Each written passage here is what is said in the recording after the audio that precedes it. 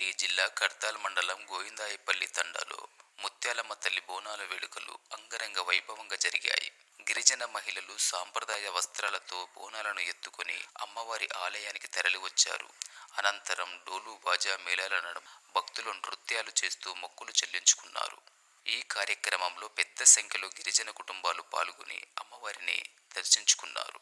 గ్రామమంతా భక్తి పారవశంతో నిండిపోయింది. ఈ వేడుకల్లో ముఖ్య అతిథులుగా ఎమ్మెల్యే కసిరెడ్డి నారాయణరెడ్డి, మాజీ ఎమ్మెల్యే జైపాల్ యాదవ్ మరియు రాష్ట్ర ఫుడ్ కమిషనర్ చైర్మన్ గోలి శ్రీనివాస్ రెడ్డి గారు హాజరయ్యారు. అమ్మవారికి ప్రత్యేక పూజలు చేశారు. గిరిజనుల సంస్కృతి సాంప్రదాయాలను కాపాడడానికి ప్రభుత్వం అన్ని చర్యలు తీసుకుంటుందని ఎమ్మెల్యే కసిరెడ్డి నారాయణరెడ్డి గారు తెలిపారు.